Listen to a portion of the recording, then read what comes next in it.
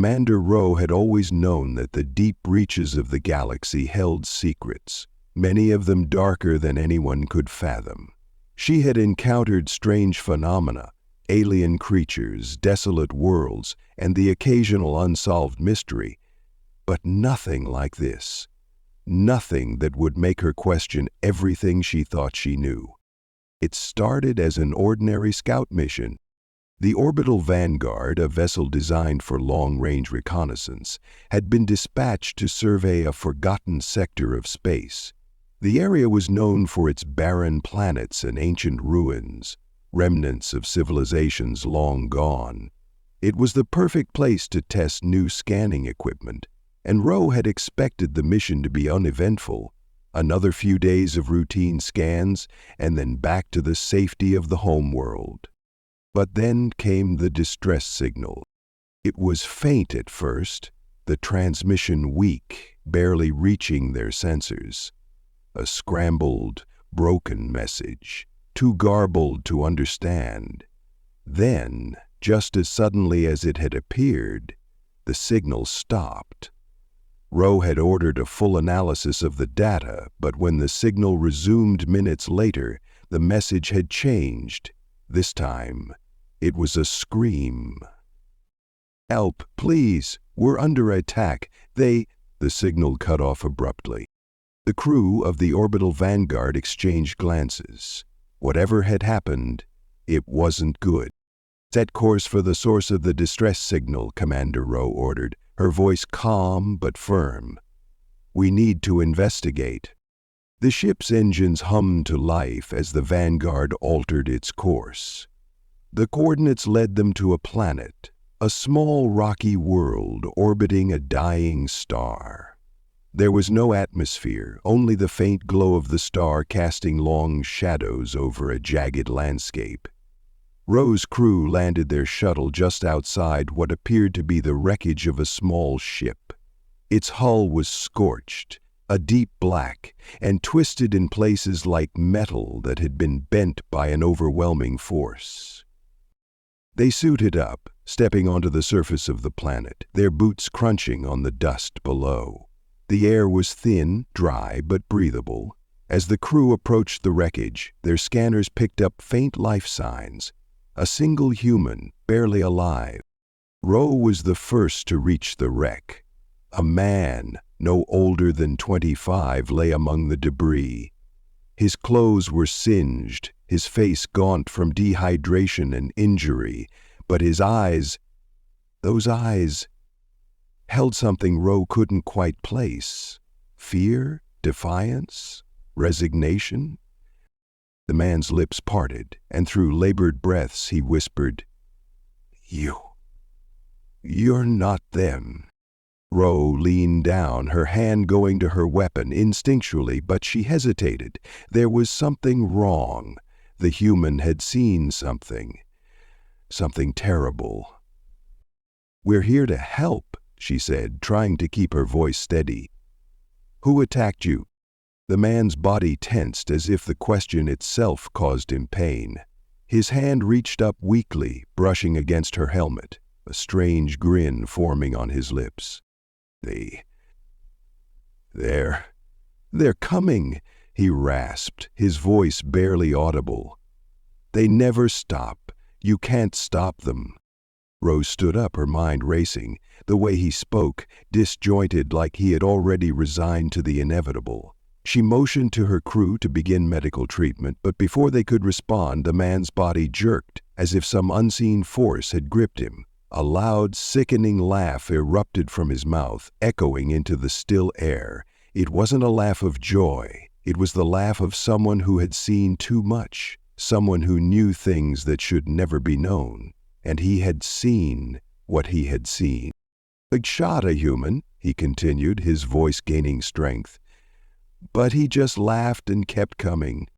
Before anyone could react, his eyes rolled back into his head, and he passed out cold. Back on the ship, Rowe couldn't shake the man's words from her mind. "We shot a human." What did he mean?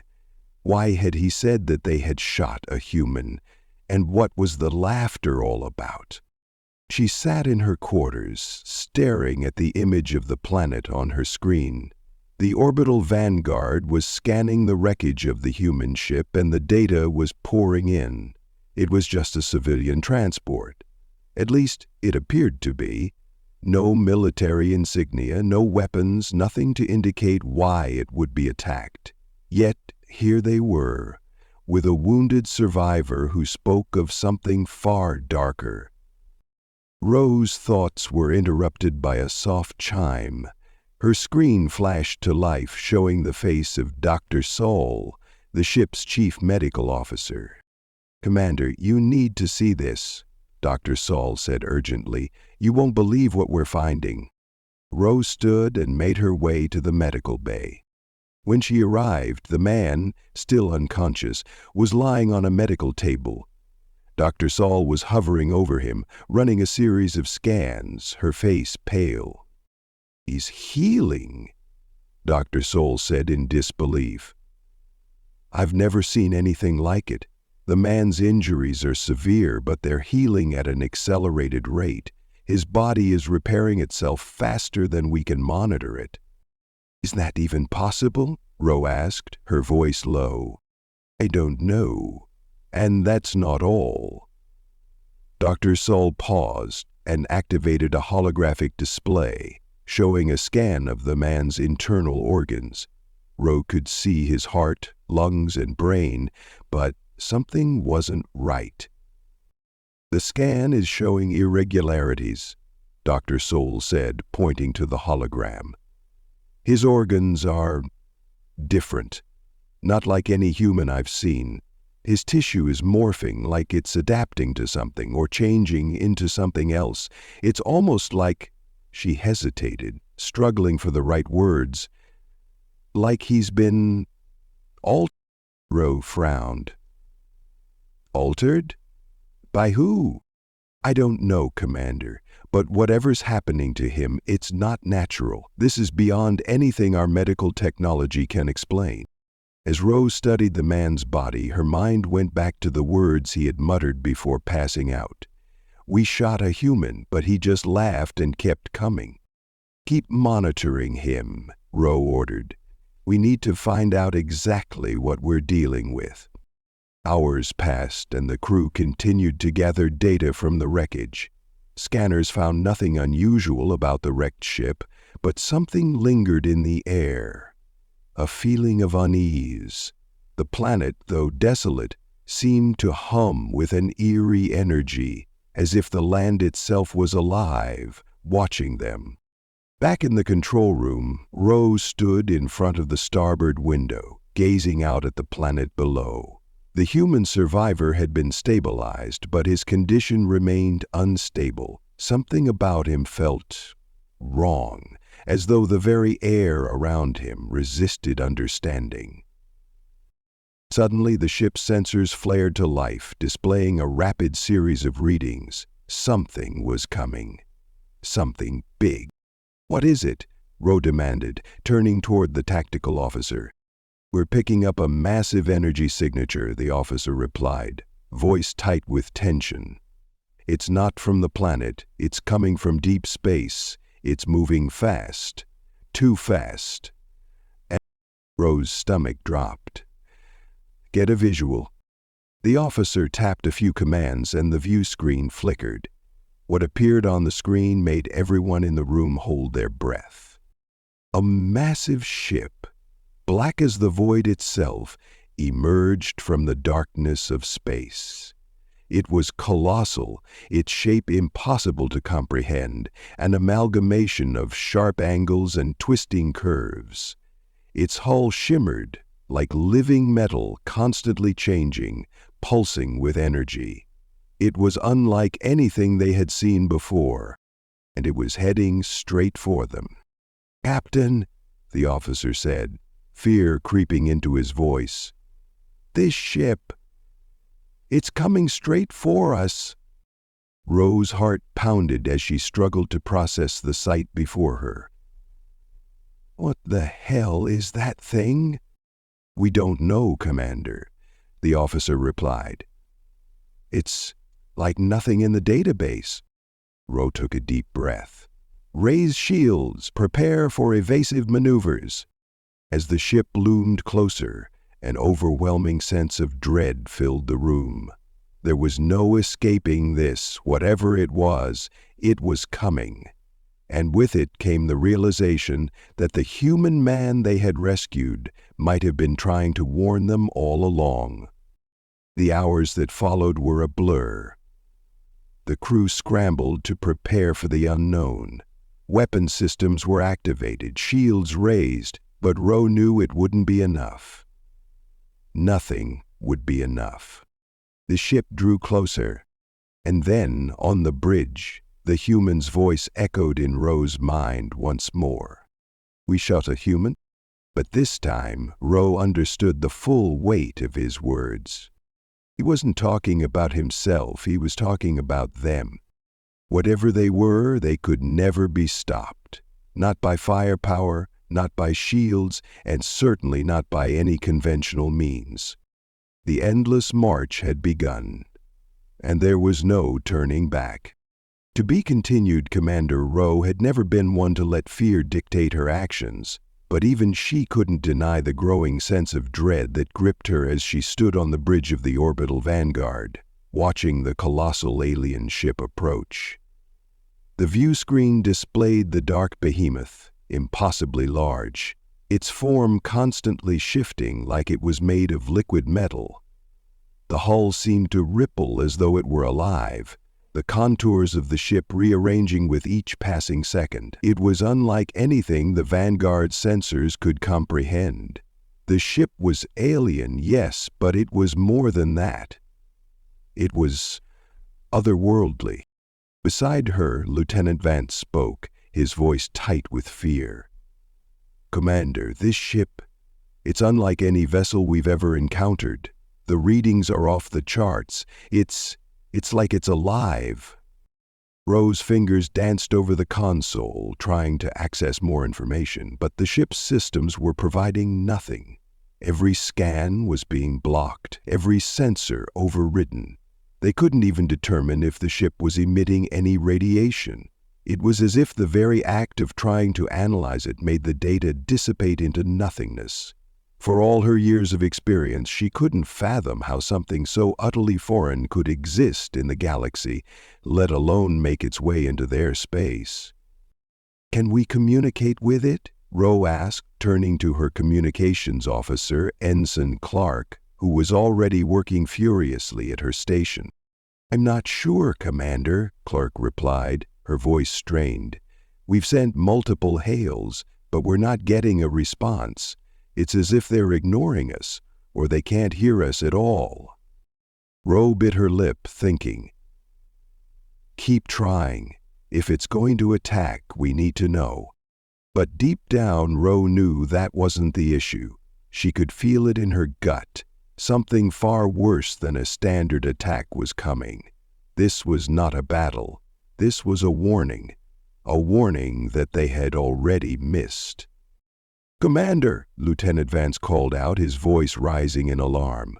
"We've detected another energy pulse. It's coming from the planet. It's identical to the signature we saw earlier, just before the ship appeared. It's not just the ship. The entire planet is reacting." Ro's heart skipped a beat as she glanced at the readouts. Something had triggered a cascade effect. Whatever this was, it was affecting everything. The planet, the wrecked human ship, and now the approaching vessel in space.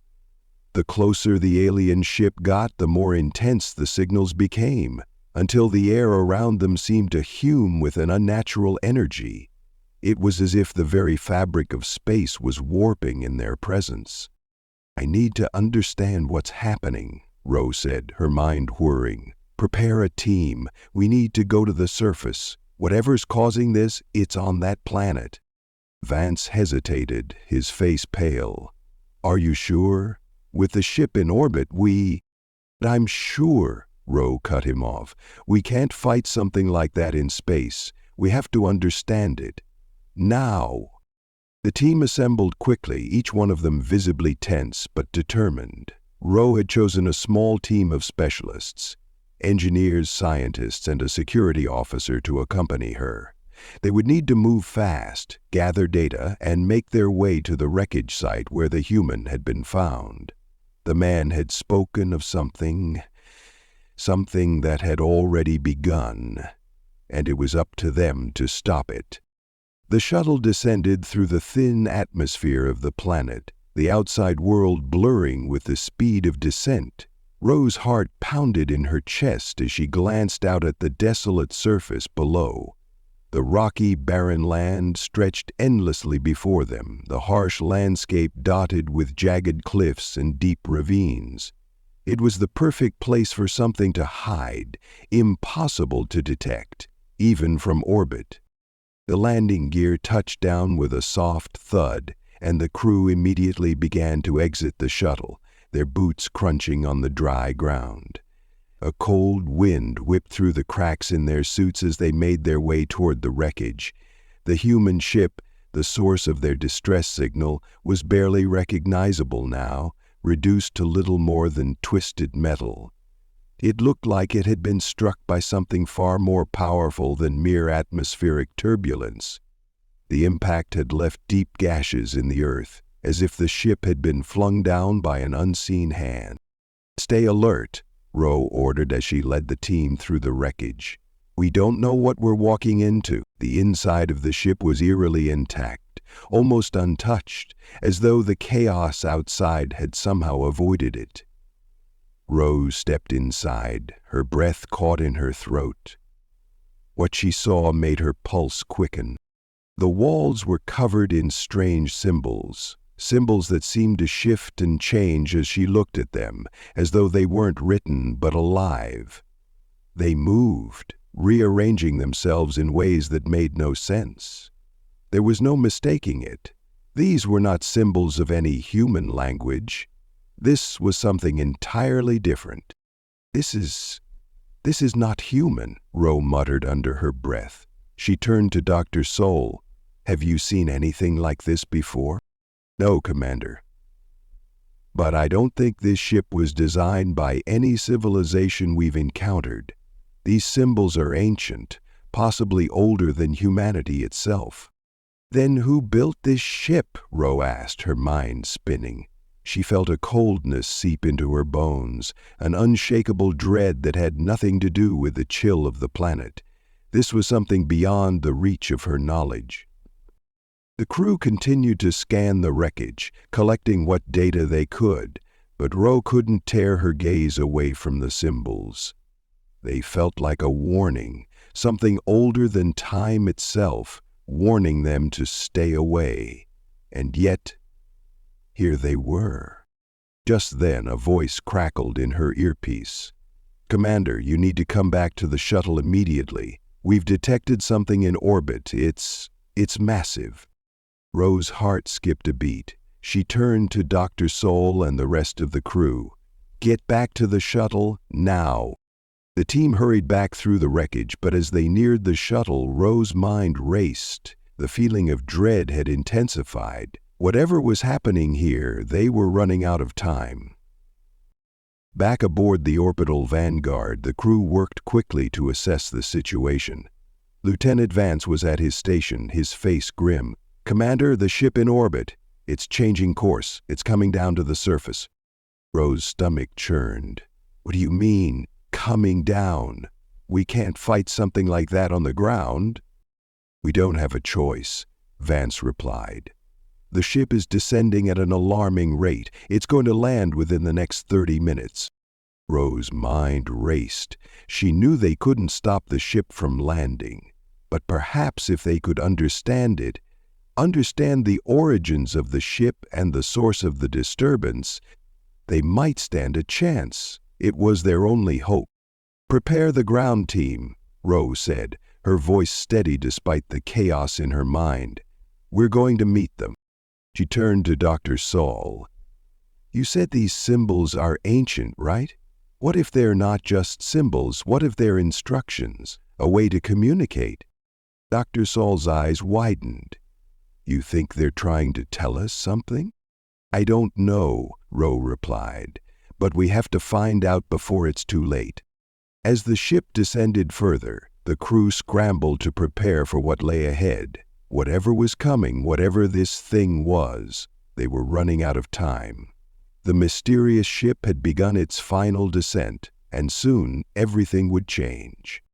The ground team scrambled, preparing for the unknown as they prepared to meet the alien force on the surface.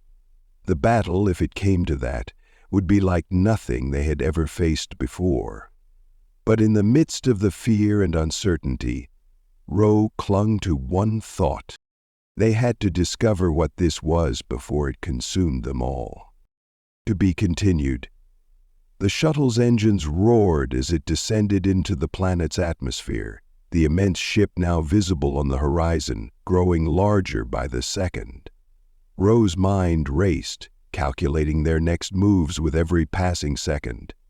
Her team sat in tense silence around her, eyes glued to their screens, every one of them aware that this was a mission beyond anything they had prepared for.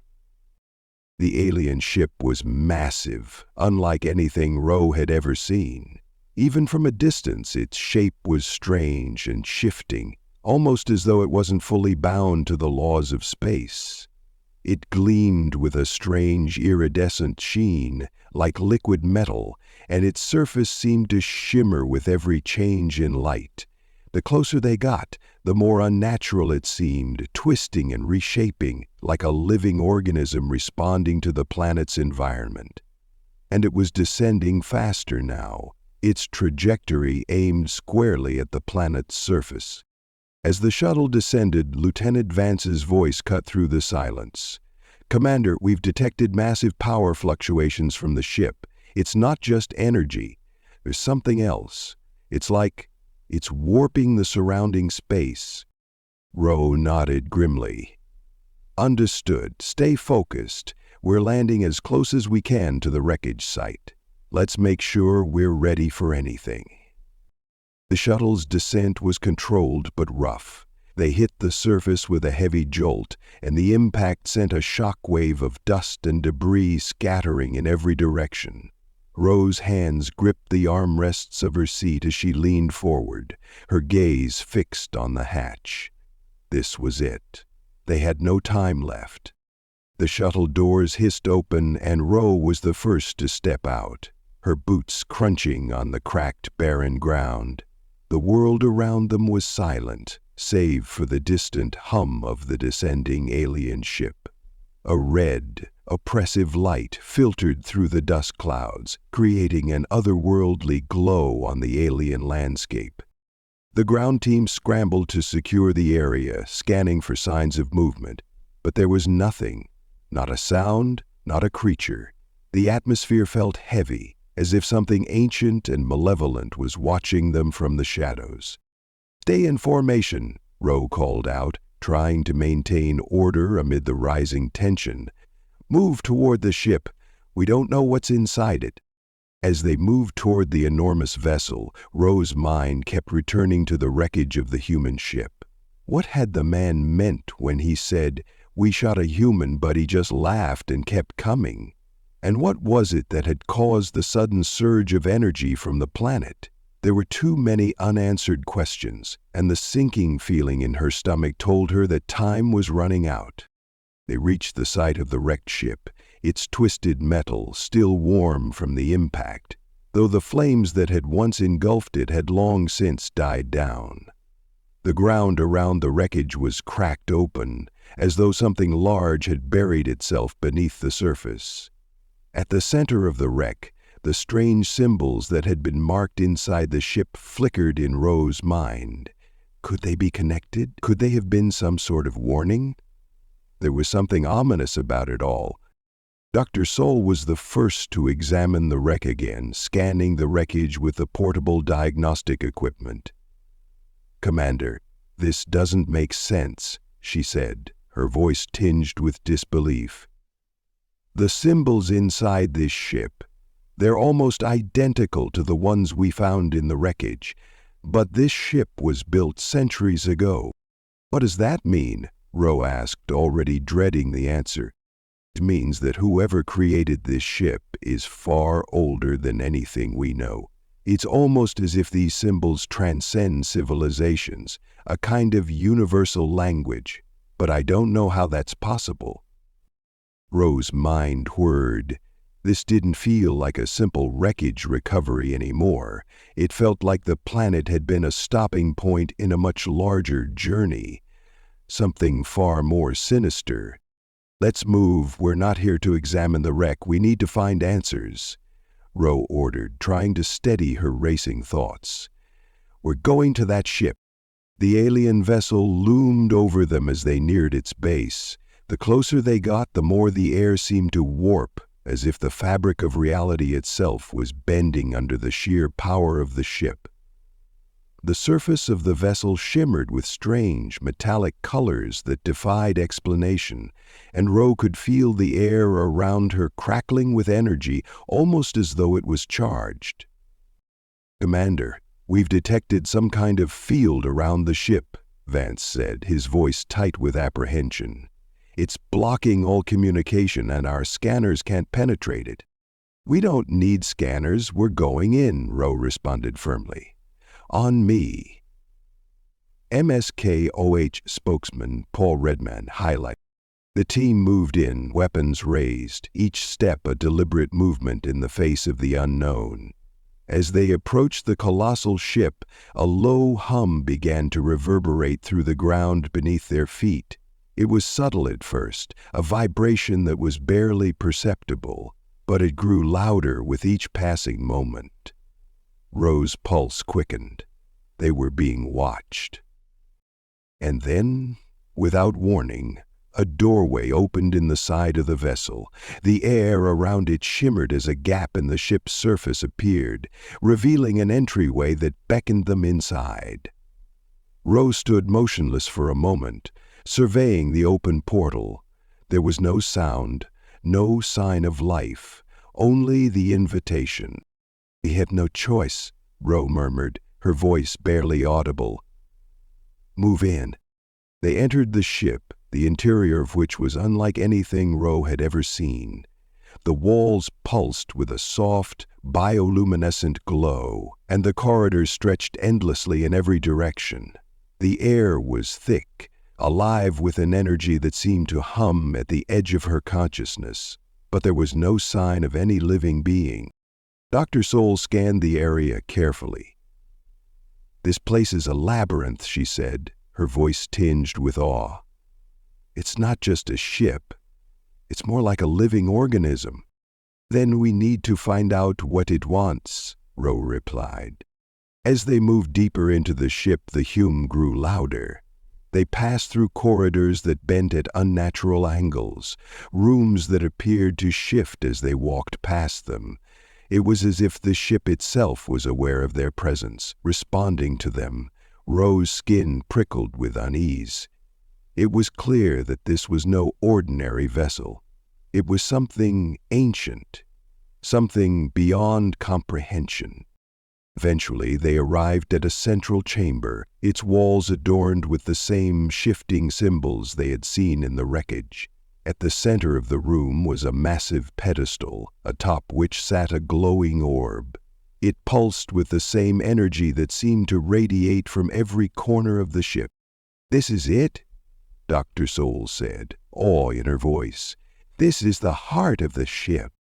Ro approached the pedestal cautiously, her instincts telling her that they were on the brink of discovering something monumental. She reached out, her fingers brushing the surface of the orb.